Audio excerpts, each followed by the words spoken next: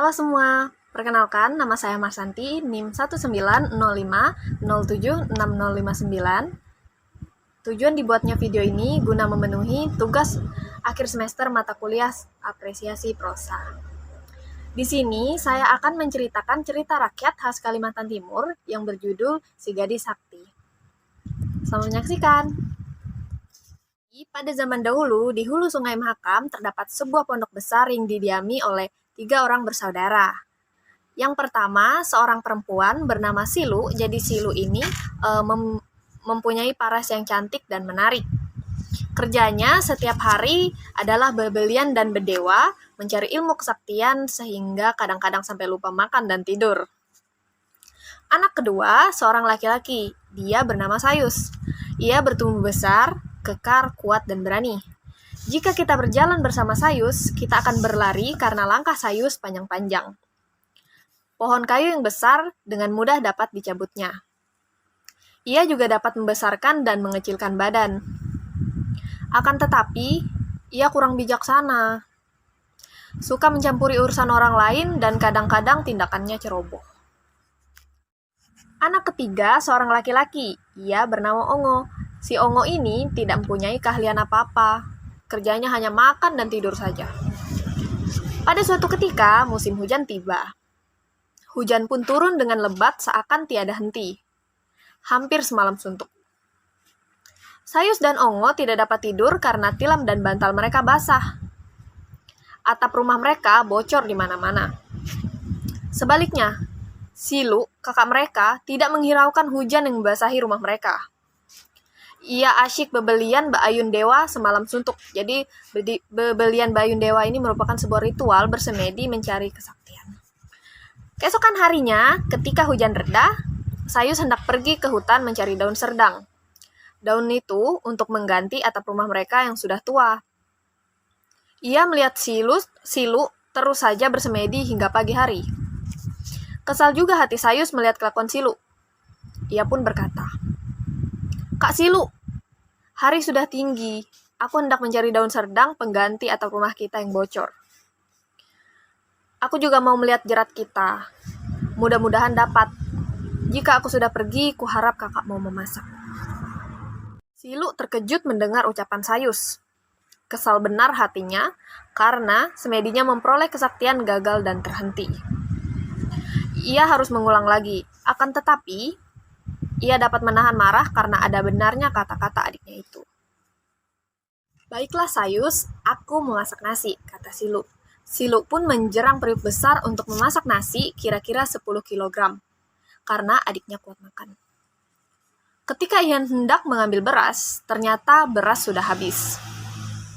Teringatlah ia akan ilmu kesaktiannya untuk membuat apa yang dikehendakinya.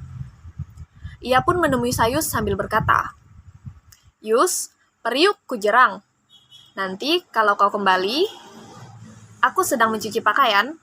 Kalau api pun kurang, tambahlah. Tetapi jangan sekali-kali kau buka tutup periuk itu." "Iya, Kak Silu," jawab Sayus. "Bagus, kalau begitu kau boleh pergi dulu. Ingat, jangan sekali-kali kau buka tutup periuk itu." Iya, jangan khawatir Kak Silu." Sepeninggal Sayus, Silu pun mengambil 7 lembar daun padi. Setelah dibersihkan, daun padi itu dimasukkannya ke dalam periuk, yang mulai mendidih airnya. Kemudian, ia turun ke tanah bebelian memuja dewa agar daun padi yang dijerang itu masak menjadi nasi. Sementara itu, Sayus mengambil daun serdang. Ia juga memeriksa jerat. Ternyata, di dalam jerat terdapat seekor babi hutan yang sangat besar sekali. Ia merasa senang sekali karena berhasil menjerat babi hutan. "Hahaha, bakal makan lezat aku nanti," ujarnya sembari mengambil babi hutan yang terjerat. Sesampainya di pondok, Sayus langsung menuju dapur. Ia melihat periuk besar masih terjerang di tungku. Sesuai pesan kakaknya, ia menambah kayu bakar pada tungku jerangan. Ia juga ingin memeriksa apakah nasi sudah masak.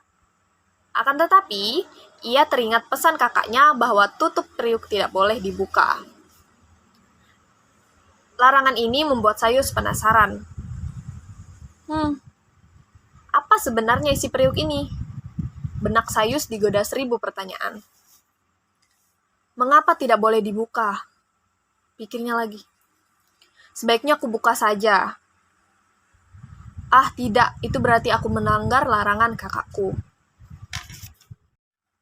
Tapi, apa salahnya? Aku kan adiknya, mengapa aku tidak boleh membukanya? Ada pertarungan di dalam hati Sayus, antara mematuhi pesan Silu dan rasa ingin tahu yang amat sangat. Akhirnya ia tidak dapat menahan rasa ingin tahunya. Maka dibukanya tutup periuk itu. Astaga, bekik Sayus. Alangkah terkejut hatinya sebab periuk itu sebagian berisi nasi dan sebagian lagi berisi daun padi. Ia pun buru-buru menutup periuk itu. Setelah cukup bebelian, Silu naik ke pondok. Ketika ia membuka tutup periuk, dilihat isinya sebagian besar menjadi nasi dan sebagian lagi masih berupa daun padi. Taulah ia bahwa Sayus melanggar pesannya. Silu tidak dapat lagi menahan kesabaran. Bergegas ia menemui Sayus. Sementara Sayus gemetar melihat tatap mata Silu yang penuh amarah, ia berkata, "Sayus, kau sudah melanggar pesanku. Karena tingkahmu itu, hilanglah kesaktianku memasak daun padi menjadi nasi. Perbuatan itu pantangan besar. Tak ada gunanya kita berkumpul lagi. Ada-ada saja bencana yang akan menimpa kita nanti. Aku hendak pindah ke pusat air.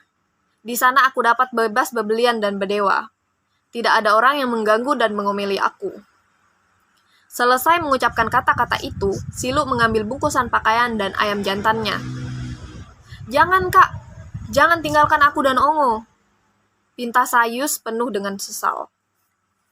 "Tidak bisa, Sayus. Aku harus pergi. Siapa yang akan memasak untuk Ongo?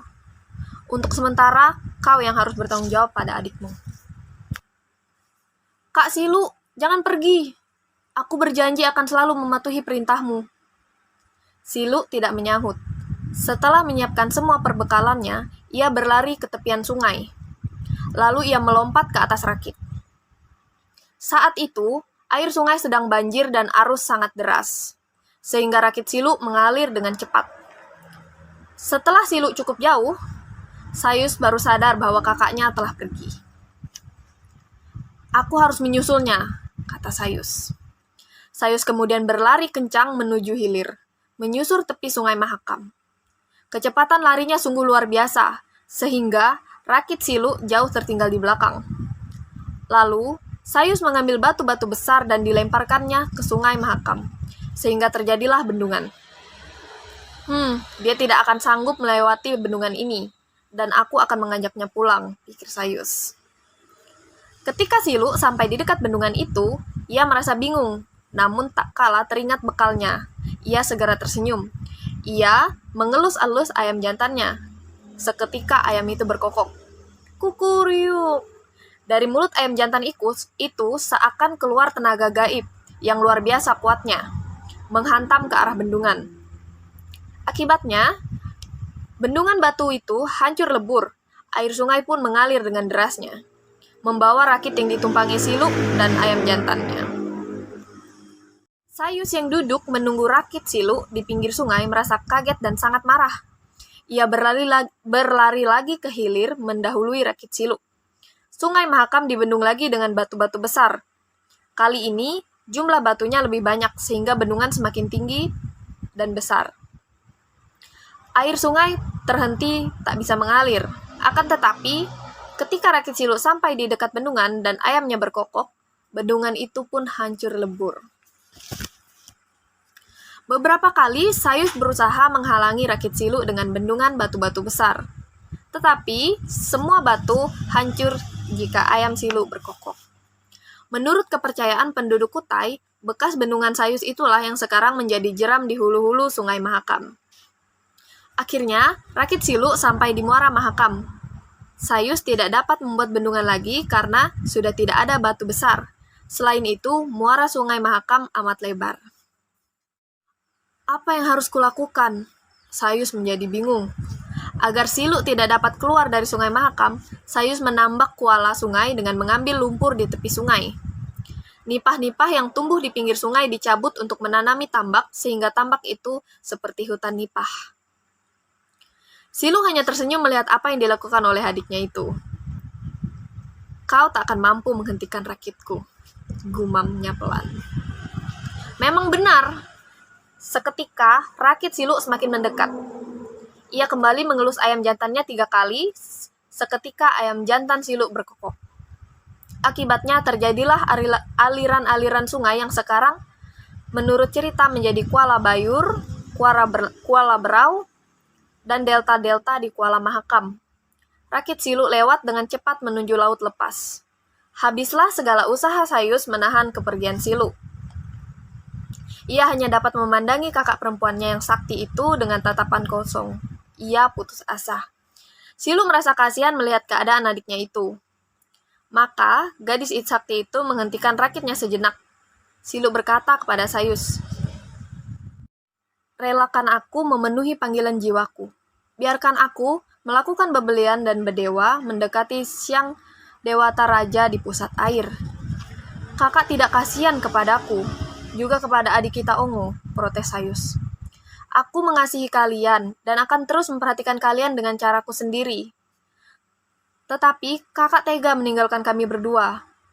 Adikku, ketahuilah, jika kita tetap bersama, kita bertiga justru akan mendapat celaka. Aku akan selalu menjaga kau dan adik kita, Ongo."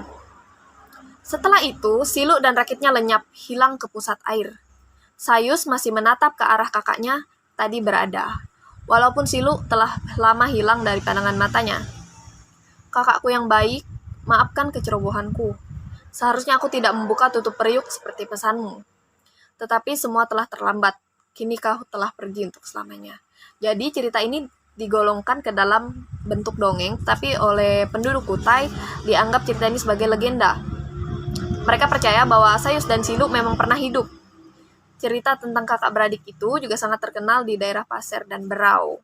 Banyak benda di alam-alam daerah itu yang menghubungkannya dengan cerita Sayus, misalnya Pulau Yupa dan Pulau Tenggarong. Dari kisah ini, kita dapat menarik kesimpulan bahwa sesuatu yang sudah disepakati hendaknya kita jaga dan hormati bersama. Jangan sampai kita melanggarnya hanya karena rasa ingin tahu atau karena coba-coba dan iseng. Karena hal itu akan merugikan kita sendiri. Sekian cerita dari saya. Jika ada kesalahan kata dan kekurangan dari penyampaian cerita ini, saya mohon maaf. Saya Marsanti. Terima kasih dan selamat siang. Sampai jumpa di video selanjutnya.